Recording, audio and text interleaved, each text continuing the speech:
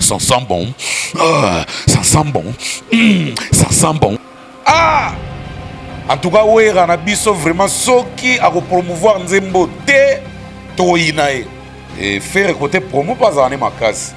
Et là, on est toujours insisté juste côté internet, à Matsara Pantoana. On est à un grand prêtre, à un grand nom. À cause de la cima, il y a des belletés dans internet. Face à la soit à l'équipe, soit à la course. Et oui, on a un camp, on a un niveau qui est vers le Sanzé Baboy. Nandima qui te donne, on comprend que tu vas faire Bayoka.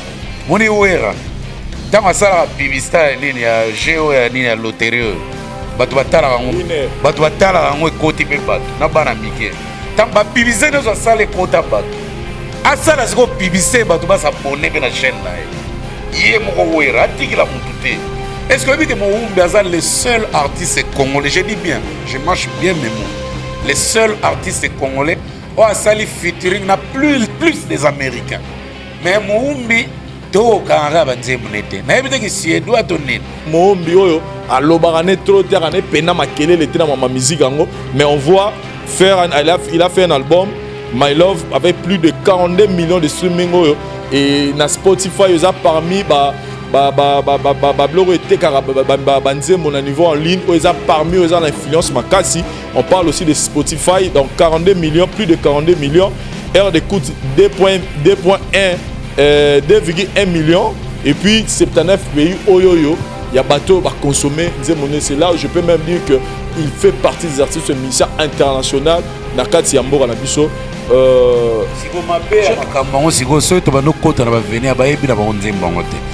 Abonnez-vous et n'hésitez pas non plus à liker la vidéo et d'activer la cloche de notification. Voilà, comme ça, c'est parti.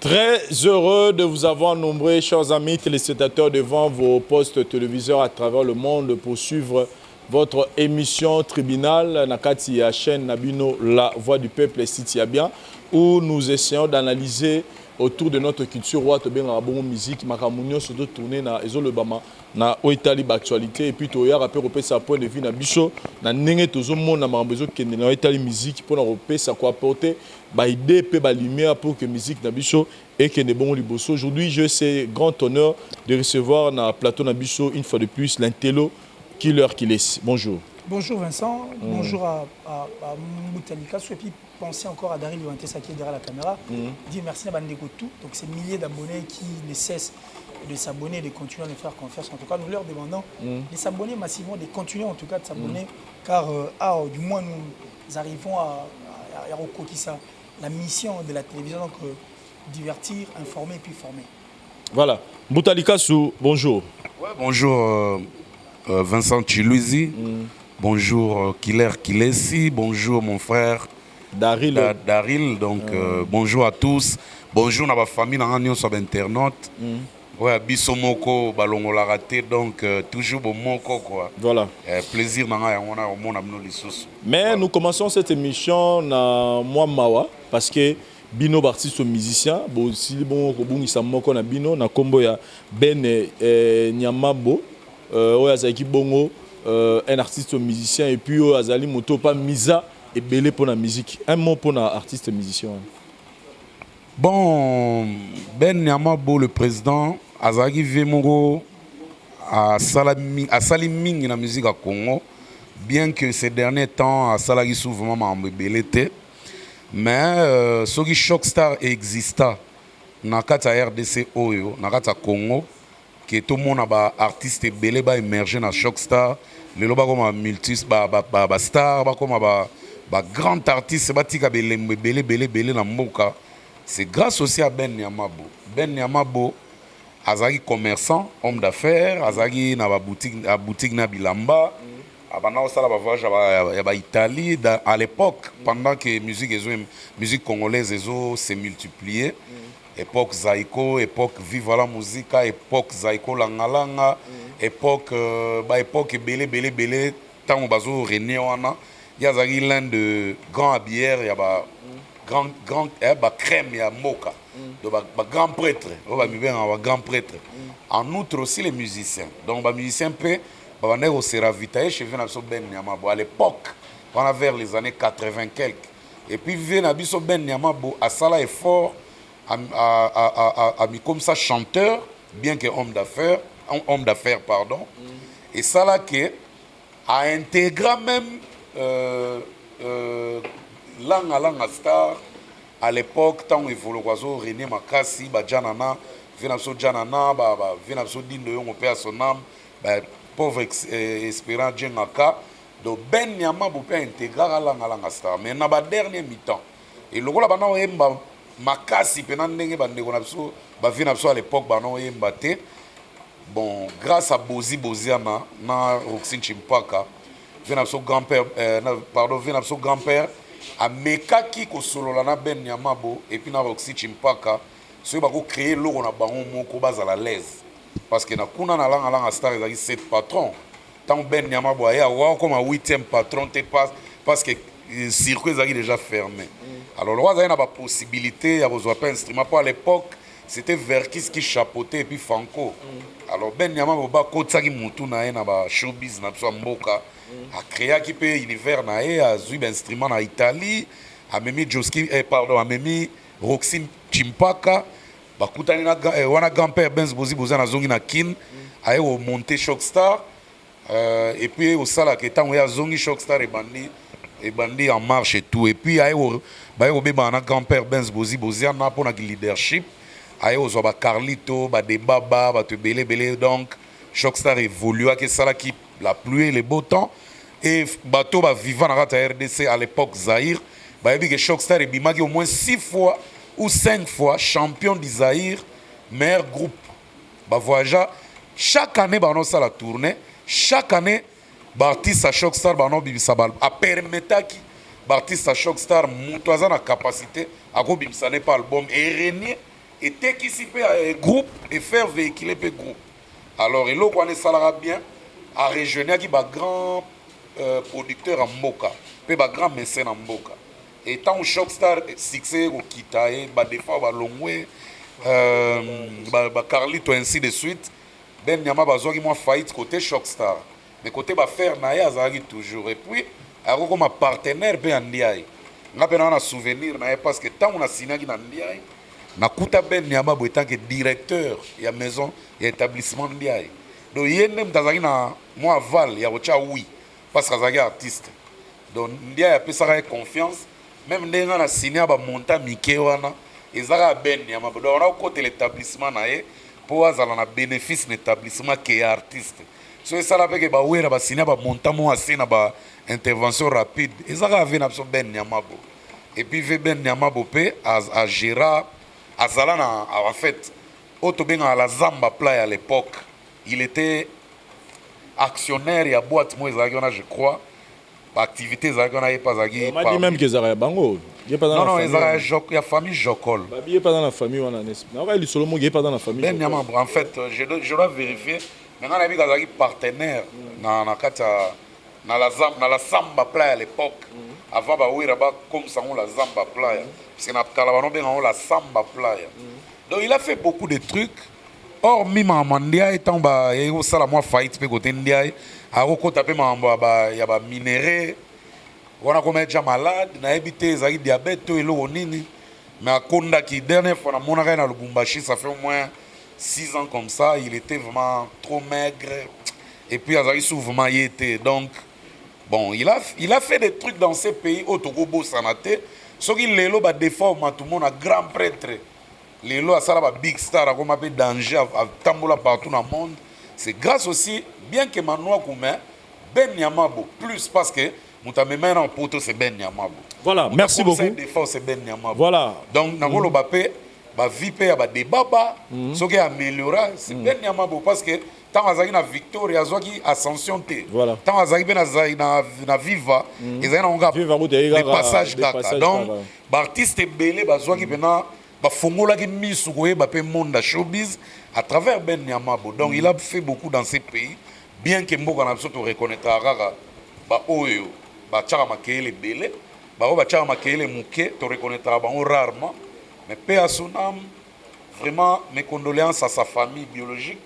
En tout cas toza bomoko quoi. Donc c'est notre Qui leur qu'il est si après parent qui est parti. Qui leur qu'il est si après koyoka parcours ya Ben Yamambo, qu'est-ce que vous pouvez proposer à l'artiste musicien à Bisso en général et puis le ministère de la culture à Bisso non est tel obsèque parce que koyoka o mutalika sur le biaza motoyo, il faut le avec toutes les honneurs.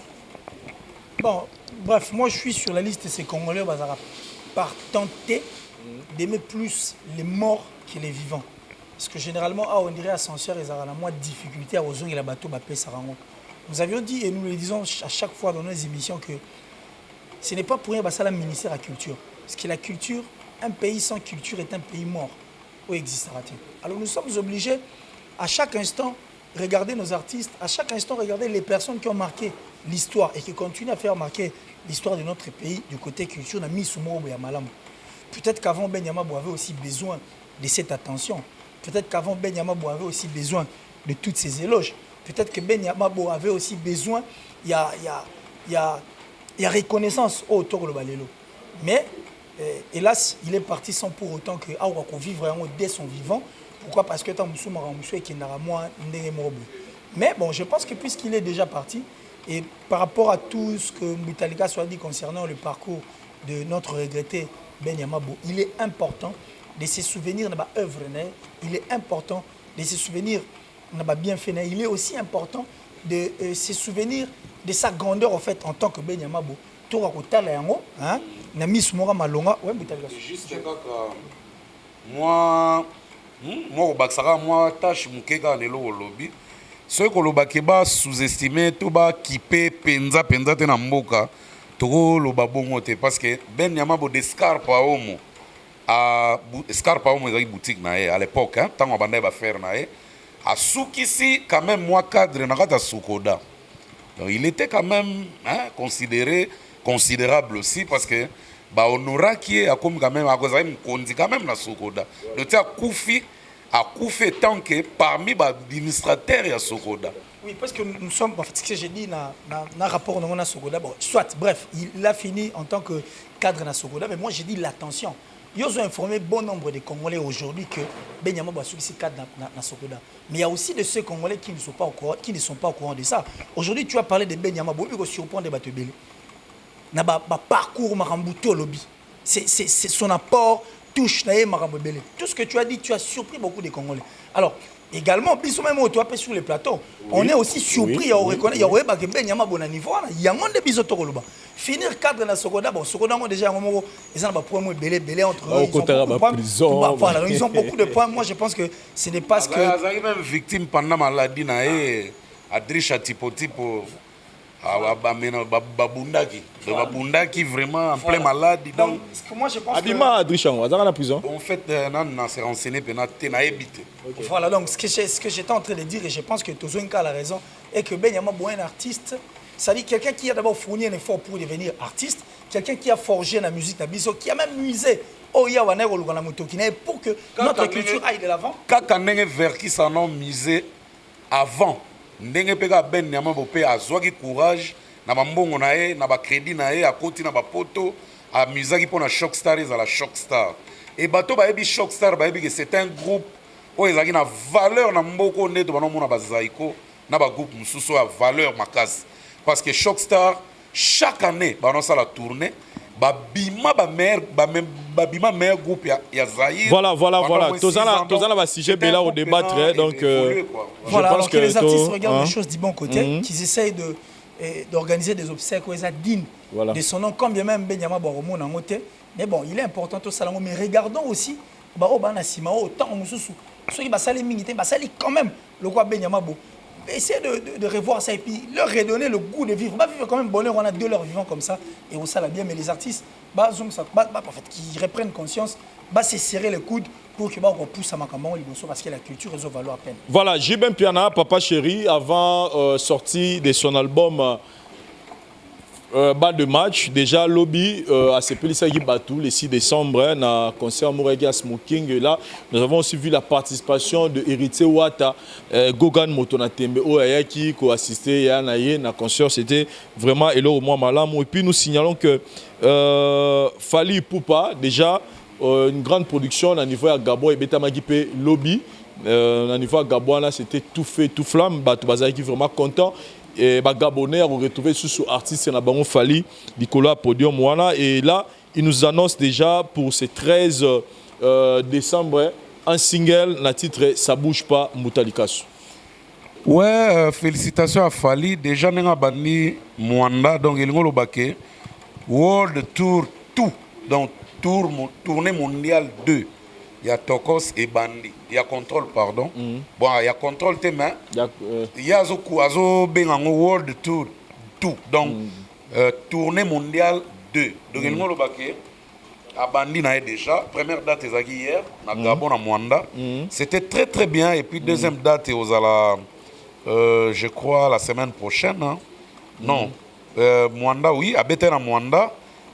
Ouais, semaine où ils à Mwanda, semaine prochaine des à Kampala, na Ouganda. Donc, il y a honoré calendrier non Sarabiso il y a quelques jours passés. Tout ce qui est artiste nyonso o ya ebike azo récolter ba fruits na carrière nae et kazana ba date a bomba gâté parce que ba date est pour na public. Pourquoi ko bomba il faut toujours constituer des calendriers même si ba concert en ezana ngana kata kim. Mais ce qu'on a la production, mais quand on a ça professionnellement, on a un calendrier, tout est bagaké, le rôle a bêti boé, prochaine étape vous allez. Oh prochaine étape, prochaine étape, Très bien. Donc bravo pour la Fali, calendrier bandi Golandama déjà. Voilà. Donc hier c'était Mwanda, la semaine prochaine ça sera l'Ouganda, à l'occurrence Kampala. Donc il faut dire le 13 décembre.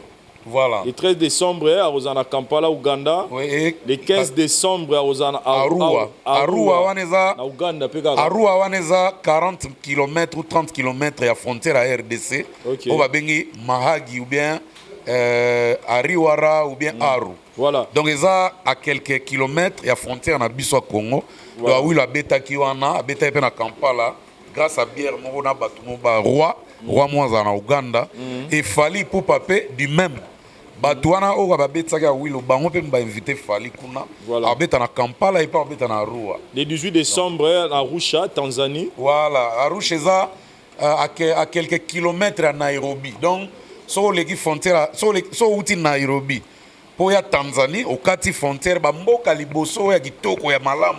Ya Tanzanie nde ba Arusha wana do fallait obeta wana. Et puis le 20 décembre à Dar es Salaam. Dar es Salaam c'est l'ancienne capitale à Tanzanie, le Goma Dodoma. Voilà, le 21 décembre, à Mwanza, toujours Tanzanie. On a une ville, moi, kokende vers Kigoma, donc il y a ville Mounene, Tanzanie, donc Mwanza, pardon. Voilà. Donc ils ont en allant vers l'Ouganda, quoi. En allant vers l'Ouganda, mais dans un autre sens. Donc Mwanza, ils ont ville Mounene, bah artiste n'a pas pu belé, bah beta wana na ba stade, bah Koffi Olomide, bah Wenge Muzika. Belé, donc Fali sera cette fois-ci dans Mwanza. Je crois qu'ils ont un stade. Voilà, le 24 décembre, à Guinée, à Conakry. Le 25 décembre, au Beta, à Bamako, Mali. Le 27 décembre, à Douala. Le 28 et le 29 décembre, à Côte d'Ivoire, à Abidjan. Le 31 décembre, à Gouane, à Kigali. Puis le 1er janvier, Bujumbura. Et le 3 et le 4, à Goma, en RDC. Voilà un peu calendrier. Donc ça, c'est quand même des fruits récoltés par une très bonne vente, il y a des disques. Mon issue est disque au vrai sens du mot. Et puis, il doit toujours récolter ce genre de fruits.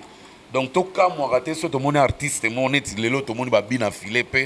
Aïe, na moi, mon pépé, mon bois, bimisi disque, banze me koti, ba, toi, comme peut déplacer, comme peut qu'on va date belé, tout le monde va innonce, tout le monde musique et c'est un bon. Même à l'époque, on a ça qui position de tir, et ça qui album position de tir, mais accompagné aussi des tournées.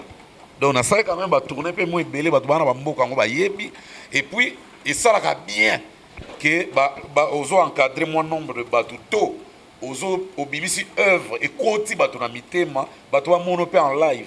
Et ça là te ba yoga na matoi, bamona eka clip et suki na nga bongo ya kate ko ya ezaka bénéfique parce que ozo baksa carnet d'adresse ozo élargir carnet na yo adresse et puis ozo kotsa bato ya sika na monde na yo pona ko aider yo parce que na bamboka ebele tokenda totika ba base so ozo kende te oza na base nini donc kokende quelque part ezaka pe bien pour l'artiste découverte et puis kotika base. Voilà. Donc, il y a vraiment la voilà, qu'il est si, parlons de Ça bouge pas, au Bima le 13 décembre, il a fallu Poupa. Pendant que nous sommes en train de savourer encore l'album Contrôle, fallait n'initier sous single Ça bouge pas. Pensez-vous que ça a une stratégie pour couper ça sous pinch na Bercy ou comment? Bon, une stratégie donc moi personnellement, hein, et je pense que Marambo autour le bas. Et puis vous êtes d'avis que bon, attends yo boyango Bimara, mais comment tu trouves le terrain? Mais du moins moi je suis pas partant et on a trouvé un peu à faire un truc, ils ont le droit d'être vite fait, hein? C'est-à-dire au moins c'est le moment, parce qu'aujourd'hui, il ne faudrait pas qu'on se voile la face. Nous devons nous dire des vérités comme ça et que contrôle jusqu'à la preuve du contraire. Nous ne sommes ici qu'on conquérir. Et nous ne sommes qu'on conquérir. Et les gens sont encore là en train et qu'on contrôler. Donc les gens sont encore là en train de savourer cet album. Et d'ailleurs, Bandeko Bayo répète en sur musique, on a la radio, Bandeko Batala, sur la télévision. Nous avons déjà un point. Tokos, je ne sais pas si c'est au clip Banzé Munoz. Déjà, on a eu du mal. Parce que Tokos, c'est Betty, on n'a pas eu la chance de vivre le clip.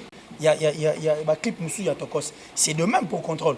Beaucoup de chansons ne sont pas clippées. On a encore envie, les gens ont encore envie d'auditionner. Et cet album, Oezo Battre sont pleins. Et voilà que Fally va encore nous donner un autre truc que par rapport à ça bouge pas. Ça bouge pas. Non, aussi, il nous donne encore une autre chanson. Moi, je pense que c'est comme s'il est. Donc, à quel moment trop. Et c'est vrai qu'en annonçant, mais on dirait pas à brusquer bateau parce que Tozana n'a pensé à Royoka. Album Robeta, il nous donne encore un autre album. Non, single. Un autre single. Je ne sais pas comment est-ce qu'on a géré. Et on dirait encore que l'orchestre de Fally Poupa, dès tout le monde à part, ça ne bouge pas. Pour ça bouge pas, on dirait à moi, il y a contrôle. Il y a Tokos, si je ne m'abuse pas. Et il y a déjà aussi un retour au sein de son orchestre. Donc le retour de Kassangi, le retour de Kabouya. Et puis décembre,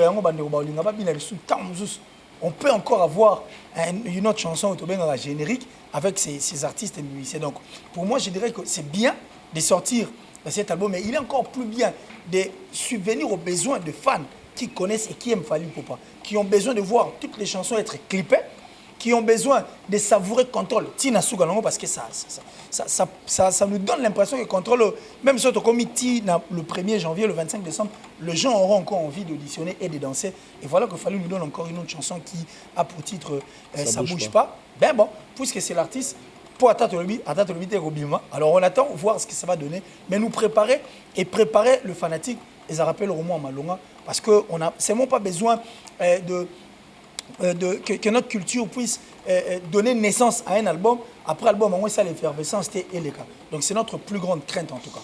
Boutalika sous point de vue nayo, pensez que Nzembo ça bouge pas et qu'on peut influencer un parto promo, il y a concert à Mounene, il a fallu pour pas Bercy. Bien sûr que oui, parce que artiste Nyon sur Mounene vit des aramala monter na terrain parce que vous pensez qu'il fallait dans la vie de Migolo. Bon, Contrôle et ça un an déjà. Un an. Et pour un bon artiste, artiste au batuba lingaka, bakanga banze mne rapide. So tali bien Contrôle, c'est comme si banze mutu batuba yebi. So tali bien. Mais il y a mais ça sur 3 ans, 4 ans. Oui, les habitudes bien sûr, mais on peut changer hein. Oui que Tokos de azo sala, ils ont la maison de production, ils ont produit rien. C'est pas de sa volonté qu'azo bimisango. Ils ont la maison. Contrôle na sala on a label na Emogo. Yemoko producteur. Mais Toko soit deux ezo bima. Et album produit par une maison Universal. Je crois Warner ou Universal comme ça. Donc Aza contrôlé par une maison. Aza aussi proposé par une maison. Donc maison ils ont scellé ba programme Yamarambutu. Donc il n'a qu'à honorer. Si on est dans contrôle, ils ont monté que au vide so ni na lobika ndenge langage ezalaka vide na terrain pesa moi mabe parce que tant que bibisa pe ba album na mususu les gars ba pa wa kosa les cas tout monde a otchela biso pe ba original et ya kinet moi transition il y a au côté album Tokos donc c'est normal pour un artiste comme lui ba tout bazana ba besoin de kaka auto ça na siliki diabaté Autosala na Youssoundo, Diamond. Alpha Blondy, à Diamond. Lelo soki pas bimisi ça bouge pas. Ils ont ma bête. Surtout ils appellent un de fouiller à Tokos 2.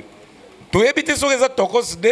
Soit ça abso gémo boy. Tu habite na c'est bisote. To lo bana sentiment. Mais to lo bara kazo bimis. Alors, le rôle à Tokos est par le contrôle et c'est salivant dans un pop. Et c'est ni karaté obligatoirement que ba clip te bima. On est à la volonté sur le producteur.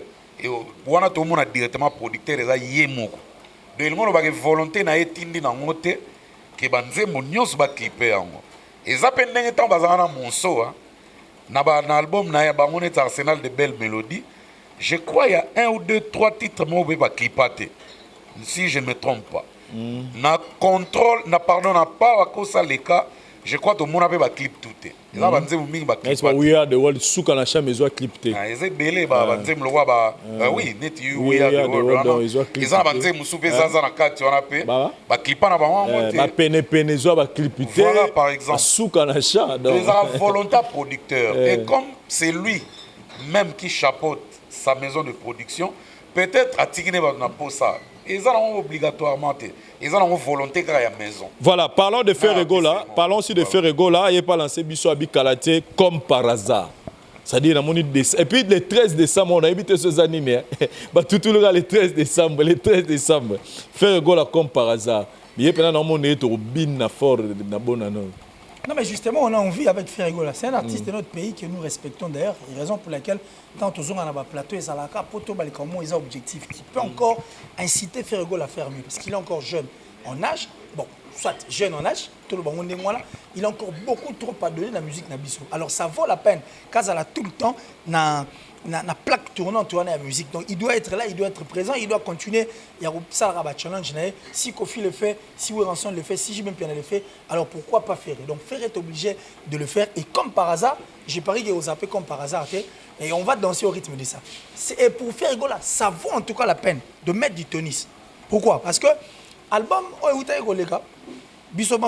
sur le terrain, on a vu que c'était un album. C'est vrai que les chansons, quelques chansons ont accroché, mais plusieurs d'entre elles n'ont pas pu accrocher. Et aussi, tout ce qui peut être un robin était pour bisoto mais ça n'angoissement.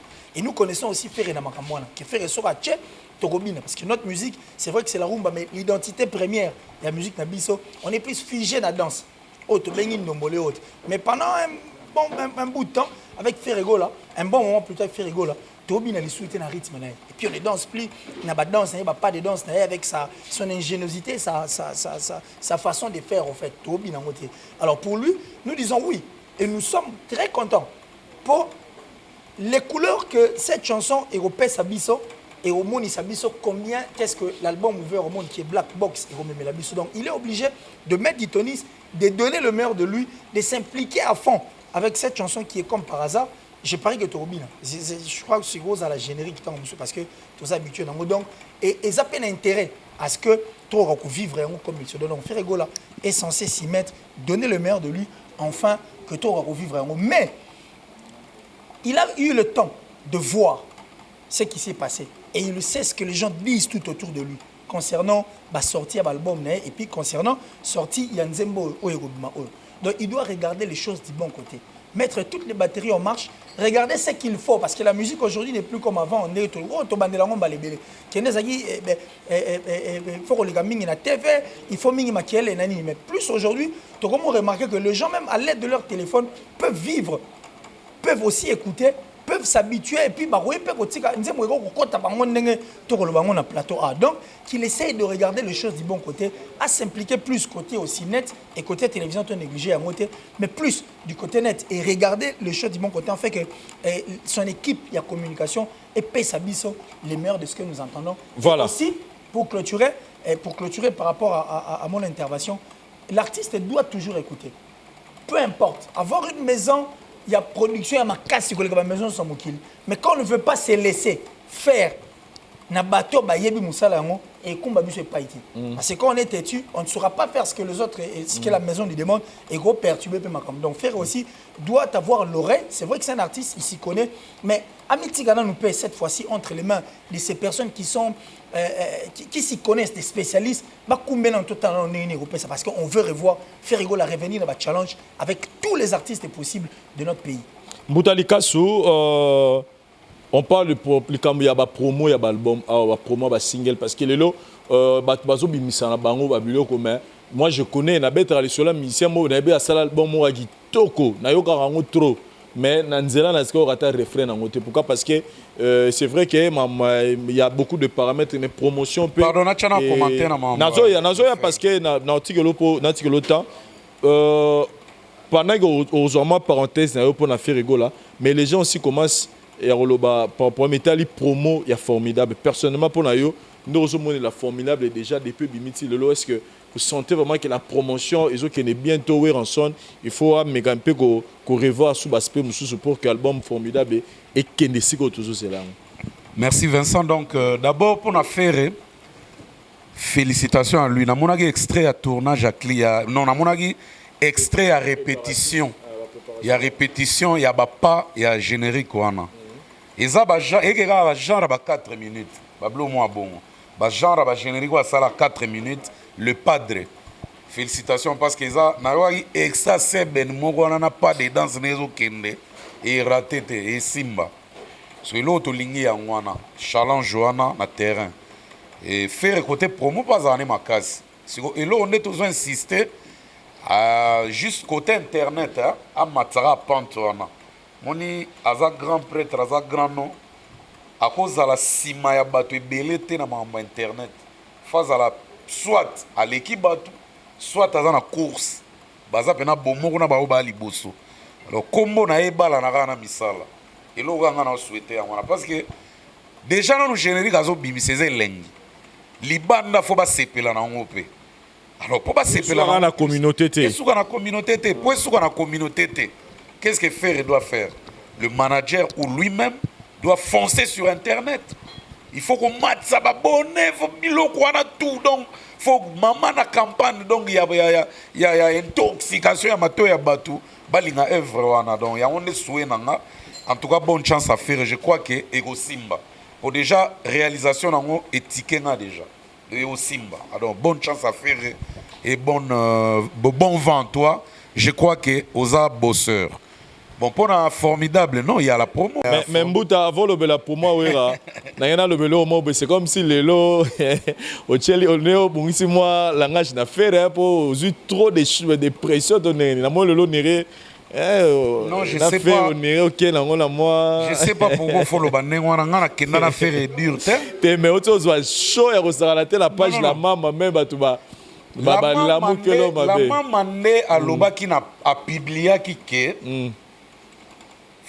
oui le ngomba moins visible que faire na monde en Afrique to na monde international que donc basali fone ba pesi oui le ba pesi ferete ngana yebsa ki la maman na yebsa ba fana ferete pourquoi comprendre des choses dans un mauvais sens ngana yebsa ki la maman na yebsa ki ba fana ferete moi j'ai de l'estime na za ba respect belé na ba fano balanda parce que tant on a banda émission na lobara très chers internautes notre famille donc toza bo moko comment ngana ke zala contre ba fan exister nini baza ba fan affaire ba fan ngada baza ba fan peut-être ya tribunal mais baza ba fan ya Mutalika sous tes côté musique baza ba fan affaire donc ngana na kolo bana ba ma bete ngai kuto au contraire na fongola ki bango misu ke ba évoluer côté internet parce que soki ba koti ba mo batali ba mona ke baza na sema kasi ça bien te na place que ba ko finga ka vome ba matartiste na bango conseil de pesa ya ngwana parce que to lingate un étranger to mutu moko baza curieux to artiste international moko ba linga s'intéresser na faire gola abeta komba faire gola mona ba nombre d'abonnés za ngwana na ba YouTube na ba followers bilo eza bien te il faut combo ekokana ba réalisation voilà na taka ba fana faire te na taka ki la mama parce que l'ingé au comparé bateau à bateau bah éviter voilà rentrons dans dossier à promo formidable promotion formidable promotion formidable pour moi ils ont bien sauf que au moins ni bateau maison mère baza bateau il y a direct il y a coup sur coup baza bateau net te faut si ko côte ça bango esprit wana kete boza bateau coup sur coup obi album yokania lukuta mabe album bene yokani grâce ya makamona ndinga na yo découvrir que dans 4 albums il y a 2 chansons ti siko ezo tika nga kidiba nzemba ya nani ya Il y a nani ya Docteur. non Nicodème Kokoko et puis na nzembo moko na wera yembi na Tatiana Cruz. Ah, en tout cas wera na biso vraiment soki a promouvoir nzembo te to inae. En tout cas ba fan botelé mais la vie clip on est parmi ba premier clip ya ba chanson fa lancer. Obi ke nzembo na via yembi logo anani Joe Nigérien o ayimba na yemi ala de. A rappel producteur boy. Nani Joe nani Don Jay-Z. Obi ke wera yembi loko la Don Jay-Z. Toto ke na lukuta te. Bien ka yembi na français na moi lingala. Mais deux wana via zo cha. Textuellement tango Don Jay-Z kitaka. Et puis Tatiana ndira yeba ka yeko lata na yemi ala de. Obi ke wera ngana kambu ngana ndima te ke via ko bisanzimba boy. Na ndima ki te dona yo comprendre mangi ba vie ba yo kaka. Ba yo kaka mer mo ba sala rassembla po ba zo ba mbongo yemba bato. Neti nzembo na yembi ne mutu. Makena una world, akena un marque mozo idete. On dirait nzembo bena Don Jay-Z mtao yemba. Et pourtant vient absolument de la forêt na Don Jay-Z, vient absolument de la forêt mukolo. Pourtant asala casquito, Don Jay-Z asala wab. Peut-être dans chic. Ozomona. Donc moko boye, faut encourager, on moni formidable oyo, ba fanatique pe ba ko DPV. Et puis VP to ko yebisa epeke asala pe émission. A limité te, a chatter que non. Le roi internet ba mi José Baza ba pardon nani ba nani Mida la Flore hein Mida la Taylor ba le roi wera na batu al se limité te que batu wana kaka ba ça ele makelele tu on a besoin tout le monde vient na ba France 24 tu on a besoin tout le monde vient na ba Africa 24 tu on a besoin tout le monde vient na ba émission ba Claudicia ba couleur tropicale tu on a besoin tout le monde vient na ba chaîne le roi ba Skyrock ni nezangi wera sala waza wera neti nzembo wana o ayembi na Tatiana Cruz wana vero ke na ngoma na promo world na yebi ke Christophe aza wana grand manager ya Point 1 mutu mazo bibisa face lo kwa nini flamand lo la nani lo la wallon on dirait américain donc on comprend le sens na été c'est un bon manager donc yem ta ko relever défi sur internet ya mama vient absolument de la forêt mais vient absolument de la forêt ba organiser les ba émission allez kaka yemoko alobaka yemoko et puis à activer à motiver banani ba abonné ba s'abonner à motiver ba fanatique à maison mère à 4 coins du monde ba yoka sur streaming ba yoka na ba plateforme news ba somba donc ba kota tala neti côté chaîne na yo ya YouTube bien que ezana ba abonné mukebe ezomata eza bon signe siko nini ezangi ba fana maison mère ba ça la challenge. Mais beaucoup de gens qui ont fait de la forêt, on peut faire un mot d'ordre. Dans la maison mère, partout vous allez, partout vous allez, des fois, vous s'abonnez, pour ça, 200 000 abonnés à lobby. Vous voyez que vous avez 200 000 abonnés. Mais c'est l'artiste le plus populaire du pays. À côté, paté. Jamais vous avez un son, vous avez un abonné. Impossible. Mais ils n'ont pas dit je suis désolé. Pourquoi vous dormez? Bon, là, ça va innonce, bananion, soit que baza banamike, et pas à ouer à son de la forêt. Bon, là, ça va que Bozana, artiste le plus populaire du pays. Vous prouvez, bango, et que Nathan n'a pas prouvé. Ceux qui n'ont pas fanatique à ouera, tu se conscientiser, tu prouver kaka. Il y aura des cassures, il y aura des blessures. Et tout bon ça si mais tout prouver non que ça bonne des autres où il y a 2 millions d'abonnés voilà merci beaucoup merci beaucoup merci beaucoup Mbouta Killer qui est ici vous avez quelque chose à ajouter par rapport à la promo formidable parce que pour ça album Oyo et ça la succès voilà. Si, c'est vrai que Mboka revivre était la guerre qu'il y avait avant entre JB et Panayo ensemble parce qu'il y a pas mal de gens qui ont voulu à ce que formidable, Magibal de match pour ça encore effervescence comme avant. C'est pratiquement impossible pour l'instant parce que autre temps, autre mœurs, et puis la musique a changé de position et de forme. Donc aujourd'hui, comme le Rumsus. Nous avions parlé l'autre fois sur ces plateaux sur la façon nouvelle. Il y a eu rançon, il y a répété. Les appels la société brassicole et comment on ça là, on aurait pu le moitié du Congo. C'est vrai qu'avant, ils avaient 4 épées, mais aujourd'hui, c'est plus 4 épées, c'est 2 épées puis 2 dés. Donc, qui est un produit, qui est le prix, mais la disponibilité, la distribution. Donc, la disponibilité, il y a orchestre en général pour leur album, et la distribution est ça aussi importante. Donc, puisque tant que l'importance, ils doivent mettre du tonus dans ça. Même à l'aide de nos chaînes de télévision, les artistes et musiciens doivent être visibles. Et Weranson également, parce que c'est lui d'abord le produit numéro 1. C'est-à-dire Yende Moutaza, la base, c'est lui en fait, Wenge Maison Mère. Quand nous parlons de Wenge Maison Mère, nous voyons Weranson. Alors son implication dans Marambo est aux importants. C'est laissé aussi faire par la maison de production de Toulbaki au départ. Qu'avoir une maison de production ne suffit pas. Nous avions connu des artistes de ces pays jeunes, évoluant dans Mbora Oyo, avec un album meilleur, mais seulement parce que Aboy Komitika la Maboro Tamoussou ya Maïka Monan, Aboy Komitika Maboro Tamoussou il y a le grand Souzi Kasea, il ne veut pas se laisser entre les mains de notre arrangeur spécialiste qui s'y connaît dans la musique Nabizo, il veut faire ce qu'il veut, Toyebi, Tomona, na balbom Mona. Donc il est aussi important. Na moto Miyebi, moto asa vraiment bon, spécialiste dans les gambas Rosala, Omitika Poyoka. Donc Wera doit comprendre la façon de faire, il y a ma répétition lélo, et ça la façon de faire. Il y a Yemoko na promotion album. En dehors de se laisser faire, il doit être présent. Ces musiciens doivent être aussi présents dans la chaîne et la télévision, même dans les nets, ciblés s'il le faut. Si peut-être que vous disiez que les journalistes un tel, toute chaîne un tel, peut-être Nabino, la relation est étroite. On accepte. Mais il y a de ceux-là aussi qui font bien. À l'aide de Nabango, beaucoup propulser encore votre album. Donc il est important de cibler. C'est-à-dire que Ndeko va s'occuper de Marambo étalé Internet, soit Ndeko Nabiso, le producteur dont on a parlé, il peut cibler les chaînes. Il y a presse en ligne, tout le monde sait que ça va donner, que les musiciens et les leaders aussi ensemble, pour faire une promotion aussi de cet album. Faire découvrir aux gens les chansons, même en live.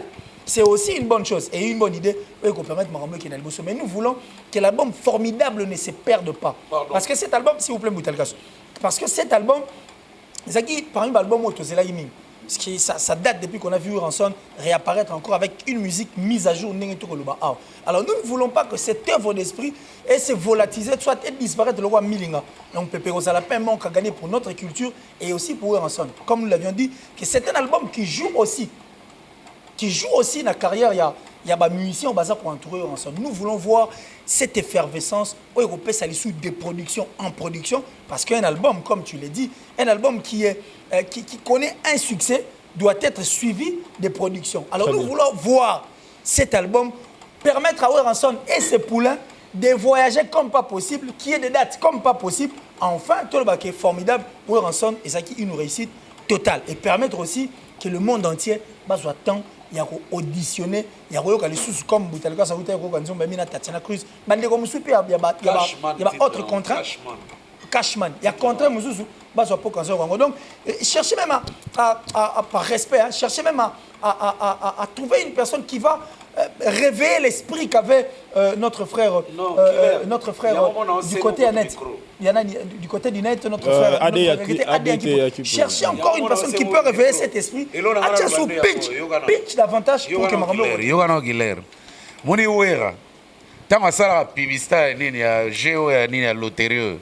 Batu batala ngo côté pe batu na bana mike tant ba publicité no ça les quota batu asala ziko publicité batu ba s'abonner pe na chaîne na ye moko wera tikila muntu te omoni wera na pouvoir non pas seulement chaîne mais même page YouTube mais page Facebook na Instagram na ba le retour na parce que c'est influence Weranson azana devoir rebeller d'abord il faut tinda batu ba somba na streaming na ba plateforme atinda yemoko moni yemoko et ça la elengi mo bozwa idée et puis donc ça dit ça bena ko lekana be mission campagne on a donné le temps dans la commune on a ba répétition atambola pe na ba différentes émissions a kipeteo mutubo aleka asala be mission belé à part cela na ngana tuno tala na pardon na tala na clip na YouTube c'est comme na combien de vues clip na générique pour générique mo ba bibisi clip déjà il est formidable hein titre na tala on pour moni na niveau avait na so Weranson au date on na ba 5e 6e jour non ba 2 semaines coûte je crois depuis clip non depuis le 29 ba 6e jour 5e 6e jour tala on nous soki et comme na combien de 1000 vues to combien de vues et tant que grand prêtre musicien abisso le plus populaire du pays soki to moni nombre de vues en eza muke en tout cas total anano lelo siko na minute on est Vincent Beta soki osala combien en tout cas ata la biso donc yangona ezo senga vieille moko atelema viatikela bato te na minute c'est Werason est formidable maison mère suit après Werason clip formidable une semaine 229 000 vies voilà Werason courageux clip officiel une semaine 115 000 vies na Trump avait na de la forêt na étape outi nango ya parce que les chaîne moko bato créer en sika voilà bato créer en sika parce que liboso ezaki souté na souffrance outi na comme na 14 000 abonnés il est vraiment affecté les chaîne à sika mais na niveau ya combat za nango ngana o féliciter te na mona ba olala donc et comme 243 000 vues Werason aza l'artiste le plus populaire du pays prouvez-le bino ba fanatique à maison mais bo prouver biso parce que soki bo moni ba fali ba komi na ba 2 millions lelo na ba abonné na ba YouTube eza ba fana na bango mutu bazo s'abonner eza ba fana maison merte eza ba fana fali siko lelo pe to prouver na no ba fana wera to prouver na no ke to za rebelle po ngabe na fana wera ona ngana zana ba tik na zo pa wera na fanatique na e donc to prouver aux yeux du monde que Werason aza pena wera wana umkilebi moi le roi clip en ebeti 200 000 vues wana pardon pena na fukami dans une semaine elle est 1 million pardon voilà merci beaucoup Mbouta merci il y a encore des sujets à débattre vraiment. Ici là nous sommes en train de parler en Betali nombre de vies au Saga Lijon artiste musicien Moko Olelo on est fiers de lui parce qu'Azo qui est vraiment bien a commis c'est-à-dire dans la vision moro boya musique de sentir que Azo Yamabe il s'appelle Innocent Balume au asil bon lancer les bisopé déjà nze momoro na niveau ya YouTube sauf que non on a clip en côté à Chou et là je souligne bien que eza nze mbasalango et puis au même moment balança qui nze maonzela moro na gaz mawete malgré que les gens essaient un peu de faire la comparaison mais ngawa dans un peu tout le bela Innocent Balume par rapport il y a des dates parce que là on vient de parler de Fally Poupa par rapport à la date Innocent Balume aussi signalant que le 7 décembre à Ozana Abidjan donc déjà donc calendrier na point donc lelo déjà Innocent B one two yal be one two et Fally nini world tour two ya ce qu'on a one tour donc Innocent B one tour le premier tour voilà donc le 7 décembre à Abidjan, le 14 décembre Kinshasa, le 15 décembre Brazza, le 20 décembre à Leeds, en Angleterre, le 22 décembre à Kinshasa. Eric Mandala, boss Eric Mandala, en fait na terrain municipal ya Massina. Voilà. Voilà. Parce qu'il y a ce bête ça innonce qu'on a le 22 mai, bah invité ça nani Robino Mundibu. Non. Bina Filé, Samarino, DJ Samarino, Rebo, et puis na Moussou Sazana. Donc, nani DJ Fabulous. Gaz Fabulous par Ozala. Donc, le 25 décembre. Le 25 décembre, donc c'est un grand événement. Un grand événement. Le 25 décembre. Pardon. Oui, que le 20, à Londres. Non, le 20 décembre, on a vu qu'on a Leeds. Le 25 décembre, Kolwezi. Le 26 décembre, Kolwezi Soussou. Le 29 décembre, on a Accra, donc Ghana. Et puis le 21 décembre, Conakry. Voilà un peu calendrier. Voilà ce qu'on vous dit. Et à Innocent Balume. Pardon, Vincent, Bilo a boué ça la relengi. Fallait on a eu que ça me thème pas ça calendrier au bibo les boys j'ai vu là Manhattan les zones Cameroun les so ki ndengenin siko yo to yo zo deuxième mois na yepa mami ki biso calendrier autant à Ghana mabe autant à Guinée mabe ozonga boy mabe Cameroun mabe Côte d'Ivoire mabe Ghana Londres mabe Kinshasa mabe donc ils n'osent pas vantar ya calendrier bandi yo pende ko soza na calendrier ko buka na tata le 13 Massina le 14 Selembao le 21 Bumbu le 24 Sonabata le nini ko buka na te lukaka mu designer moko ya propre ko selo photo propre affiche le la commando mais le 22 Sonabata le 23 Ngidinga le 24 donc chakaka eza makambo bino lingika so yoki Ghana Accra Gabon nini Sierra Leone ndio sasa ile mafisha kitoko soki Ngidinga Sonabata Selembao Bumbu nini Bibwa oboyi kochana calendrier Non, bosala pe ba calendrier et c'est la biso lengi. Voilà. Mais voilà, en tout cas, nous sommes très, très fiers de l'artiste Inos B. Nengaza évolué et ça promet beaucoup. Mais par comparaison à Gaz Mawet, en tout cas, Inos Balou mettons comparé à Gaz Mawet. Pourquoi pas Gaz pas à la designer. Nzembo na ye. Oh bah tiens na internet, Inos Balou mazana moi avance na par rapport à Gaz Mawet. Mais Gaz Mawet promet faire plus de bonnes choses dans Achour. Oui, mais compétition plus de 300 000 déjà donc plus de 300 000 Gaz azana on a 100 et quelques mille vies. Mais ça va, faut encourager Gaz.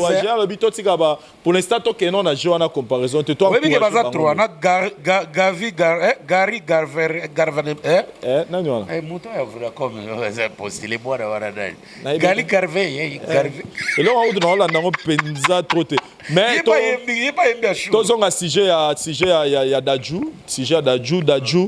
pour une première donc des fois batuba lobaramo mukie ono bino bobenga bango ba congolais c'est vrai ba congolais mais maramba Congo ba ki parangote bango bazanga plus en France mais quand on voit Dadju dans une émission kolobela mambo Italie ndenge bandongo na biso ko fana beni réaction nos amis. Non mais nous devons avoir honte nous autres là nous qui disons que bandeko na biso à France baza congolais balandela mamba France bongo biso bakasio to ba congolais qu'est-ce que nous avions fait de concret pour bandeko na biso benye puis à Goma.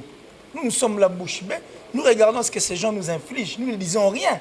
Les gens qui sont combien de personnes, politiciens, en fait, combien d'artistes ont moni prison à cause des politiciens? Parce que les politiciens, quand c'est un problème qui vient du côté des musiciens, récemment, quand avant Méritier, c'était Kofi Olomide. Il y a eu pas mal d'artistes que les politiciens ont indexé de doigts comme ça.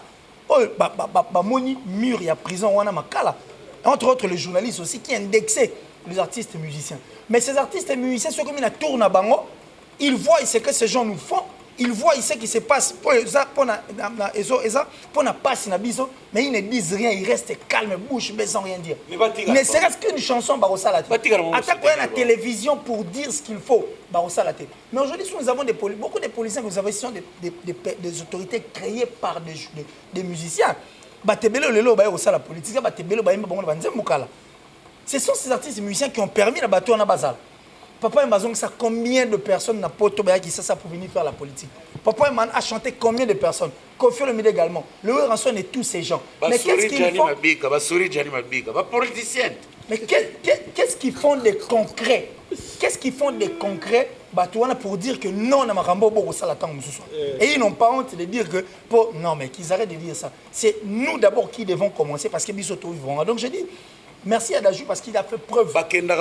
Français belé na poto pour pas intimider biso ba TV. Et puis ba français na manon c'est bandaka on dit biso to bien bêté.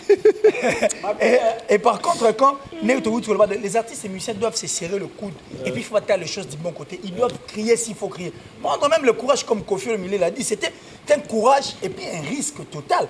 Il a parlé de la commission des censures, il a parlé de la machine à voter, il a parlé ceux qui basangani basali yango au monde qui ont réveillé conscience à battre mais ceux qui besoin d'indexer bango balobarelo roti ceux qui nature ba indexer bango ils sont là ils regardent sans rien dire comme si c'était pas des Congolais mais du moins j'ai dit merci à Dadju parce qu'il a pris le courage il pouvait aussi ne rien dire et il a changé PED mais à tel temps au Mouzo il y a un silence radio au niveau de Mboka Nabiso alors puisqu'il est Congolais puisqu'il a bénéficié na aura et puis na soutien Nabiso il a quand même pensé à nos frères de Ben et que nous, et que toi et moi aussi sur ces plateaux, ainsi que Moutalika, sur Tolobé, nous disons merci à Dadju. Bandeko Batikali va emboîter quand même le pas, voilà. Parce que ça vaut la peine. Moutalika, j'ai suivi une fois Angelina Jolie, Azali, star américaine dans le monde du cinéma.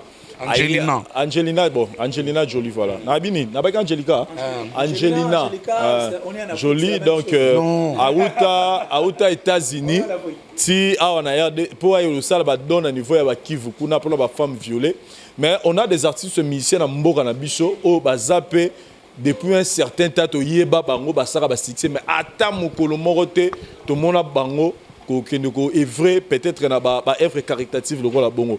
Mais quand on voit par exemple Dadju qui est très loin mais azo soulever leur oyo bato beni bazolo alors que namboka na biso ya accord des artistes émission oyo kuto maramwana kuto ne le bela bango lote. Qu'est-ce que vous pouvez dire de ça que ba étranger kuto bazo s'intéresser na ba ndeko na biso bazo so ba passe na niveau ba Goma on a ba Kivu kuna, mais nous-mêmes nos artistes et musiciens des Fouakara, mais on voit aussi Dadju qui emboîte pas.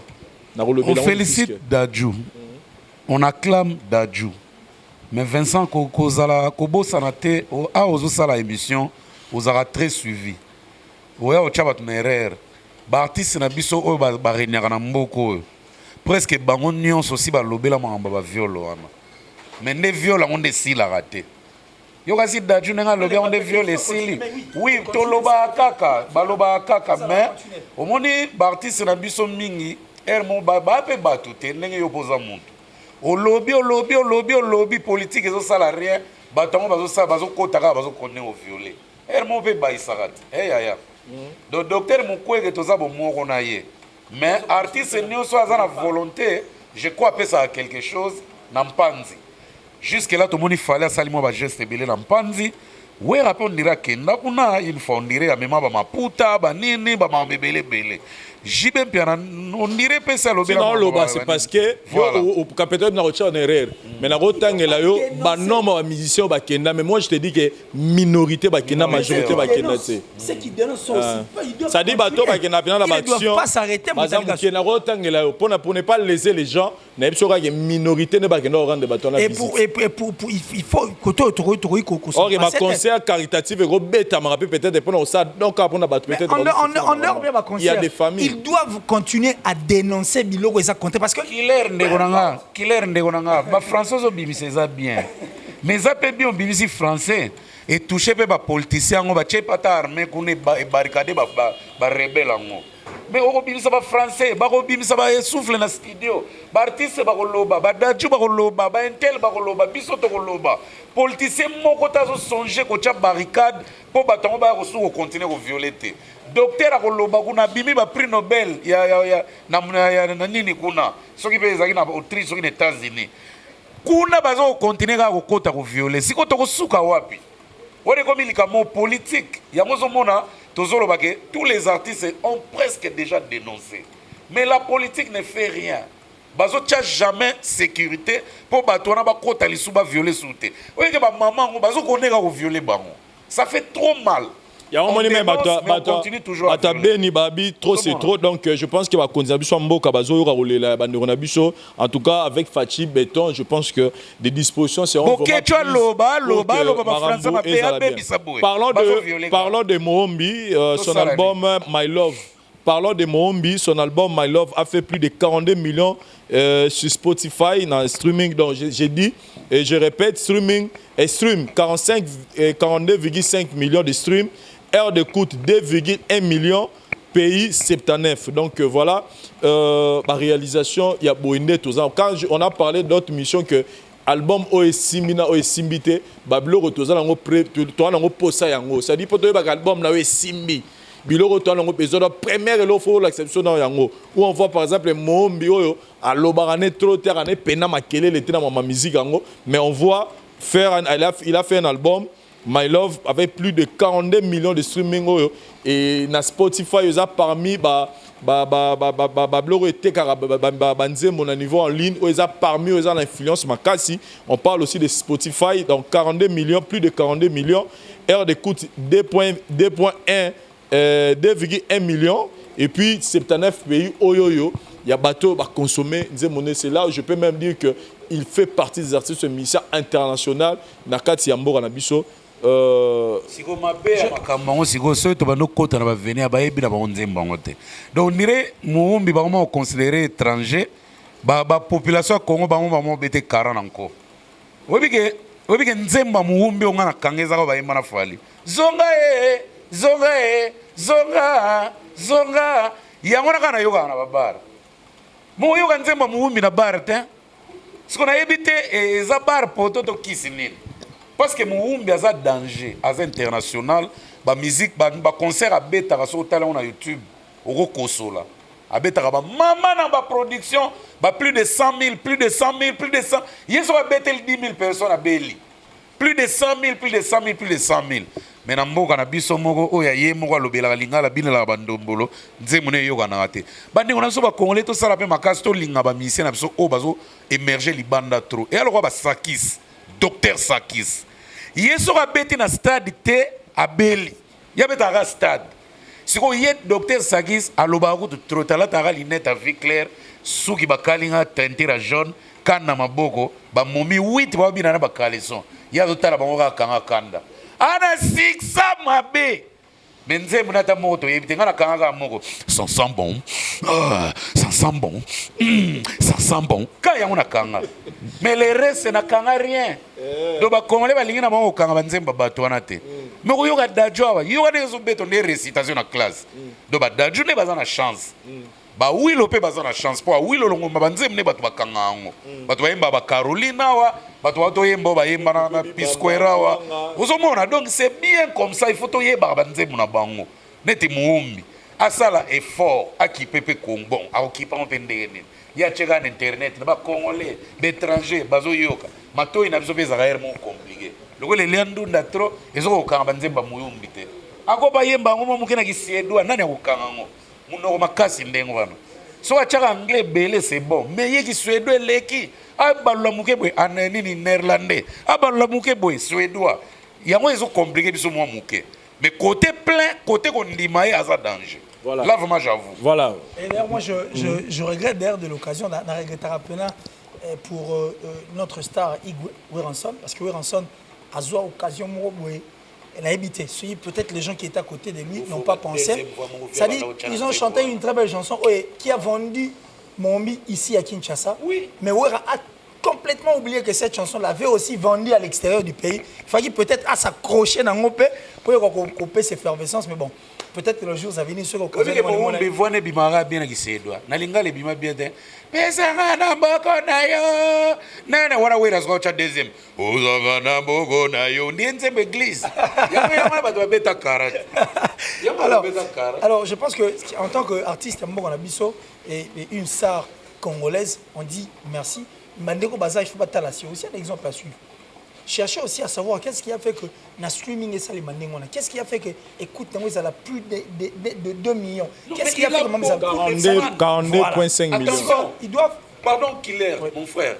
Oui mais que Moum Baza le seul artiste congolais, je dis bien, je marche bien mes mots. Les seuls artistes congolais ont sali featuring na plus des américains. Ba Shakira, ba Jay-Z, ba Nani, Nelly, tout ce monde là, Moumbi sala featuring na bango. Ba misuku ta ayemba na bango te makomela bango banzembo. Tel est au niveau. Mais Moumbi to kanga banzembo nete. Na yebite ki siedwa to nini. Voilà, chers amis téléspectateurs, je pense que c'était ça, votre émission Tribunal. Nakati à chaîne Abisso. Pardon. Na fuga miyo sambla atro. Na bigo tiglanga. Na tinaloba. Loba. Obi ke formidable banzembo tout goût. Banzembo tout kitoko. Donc en tout cas, Wera album a bimisa marque formidable. Jusque là je peux comparer ça avec Bousampimpa. Si vous venez de la forêt, à ça qui Wera musique on est parvenir na matoi. Vrai album, je te jure. Na yebité ce qui ba yoka na kina jibe ba bunda ne jiba bisa balle les matchs mais Wera on a yoki déjà qui na balle très haut. Voilà, merci beaucoup. Merci beaucoup, Mboutalika Sou. C'était ça votre émission Tribunal où on a essayé de relever la barque différentes actualités, de repérer sa analyse, par point de vue Nabiso par rapport à dossier en haut. Qu'il est ici, quelques dédicaces à Mandeko Batalio. Ah, dédicaces, hein? Parce qu'on a déjà tout survolé, on a traité beaucoup de sujets. Mais il y a une polémique. Ezobotama déjà qui ne dit pas son nom, mais c'est Botami déjà. Oui, on a entre Gez Mawete et Inosmi. Mais moi, j'aimerais dire à Gez et puis Inosmi, vous devez faire très attention. Cette polémique qui n'a produit rien pour la musique typique. Et puisque la musique typique... Ah non, mais Bercy est celui qui est dans la communauté de la musique. Alors, ça dit, cette polémique qui n'a rien produit, la musique n'a pas typique. Pour communautaire, musique communautaire. Alors, puisque les typiquaires vous regardent et sentent en vous un nouveau vent, au pète sa musique, n'a biso ba succès planétaire à travers vos chansons. Ils veulent vous mettre dans une distraction et que sur vos côtés de la polémique, vous n'aurez plus la force d'avancer. Faites très attention. Serrez-vous le coude s'il le faut parce que oh gaz à repérer ça, oh innocent repérer ça et vous propulsez bien encore davantage. Tu ba tube collègue yope, tu reçois ba tube collègue au lingini. Ça c'était juste un message. Vous t'inquiète s'il vous plaît, n'a dédié mon appel au micro. C'est là où le barayo. Oui bien nini, des arabes les arabiens contradictoire les arabiens. Oui bien nini ça là que gaz ma wete na inos baswan. Ba uta na concours morode. Et alors ouais na jibe ba uta wenge. Ba on va uta ba on nyos ba bimana Vodacom the best of the best. Il faut faire la différence de taille. Non, c'est 2010, c'est 2017. Mais le col la bima na eloko moko, jalousie botama automatiquement. Là, il ne faut pas se tromper. Ah. Merci beaucoup. Je crois que c'était la Moutelika.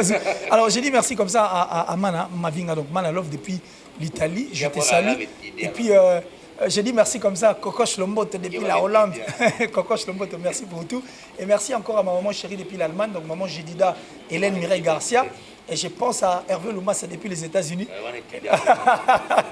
Et puis à toutes ces personnes en tout cas qui me connaissent. Et puis ma grande sœur la Grâce, donc Grâce Daniel Niclette, hein, depuis la France, donc mieux.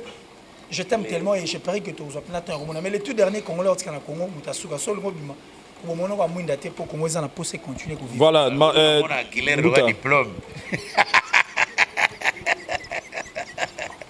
Oui, on a killer. Comment on a killer ou étudiant?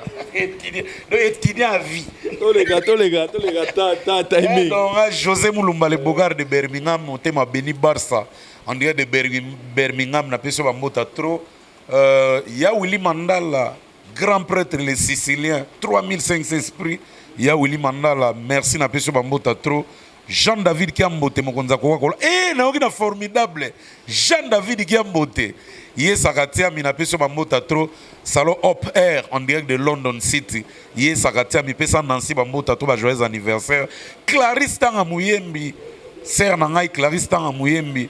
Maman Fofat, Motema, Guilain Anteb en direct de Parigo. Il y a Lucien Chamos, n'a peso bambota trop. Le boss de la résidence d'Acacias en direct de Brazzaville. En tout cas, n'a pas si bino tout bambote na bino tout donc ça c'est la famille internet, internet na bisonios partout boza. Mon numéro est toujours là dans le tribunal. Appelez-moi, on critique ensemble comme on le fait d'habitude.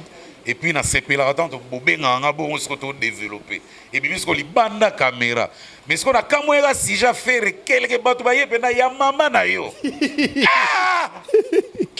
Et pourtant, on a le banana la maman. Très bien, merci beaucoup Mouta, merci beaucoup na Bandonos au l'émission. Je pense à Etcheveri Mouzangou, le très spécial du sénateur Adonis Ngambani. Je pense aussi à mes amis Herman Ngumba, le jeune millionnaire. Pourquoi pas Yannick Bongiboa, Jigal, mon ami de Dubaï, place aux Zambo Tebele. Et puis je dis merci à restaurant Elouj Bar, village Wakanda, sur Mwanda numéro 13, chez Ali Lutumba. Pour Wakanda, il faut que chez Ali Lutumba. En tout cas, on a constaté Mali les mati na coulisses kuna kota coulisses. Na vestiaire Mali les mati bato ba yoga mulunge trop Mali les awe.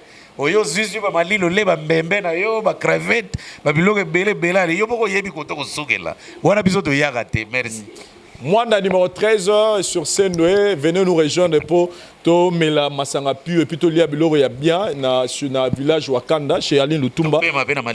Et merci beaucoup aussi na Winner Star Cargo ezali bongo agence oyo ezako permettre bandeko bazala na mbetali Dubaï au biloko bokino resoma na Dubaï pe comme ana Kinshasa agence César Moko Winner Star Cargo chez Sika pe oyo toza représenté na Kinshasa na Matadi na Lubumbashi pe na Dar es Salaam. Et pourquoi pas penser aussi na BGB Sarel Sika pe oyo masolo ya badouane ngo pe za ko salama ya Yannick Bongibo Herman Ngumba les jeunes millionnaires. Merci na bandeko nyonso besoin ki tango ta l'émission oyo to monani prochainement na ba différentes choses na biso awa na 4 la voix du peuple. Merci bye.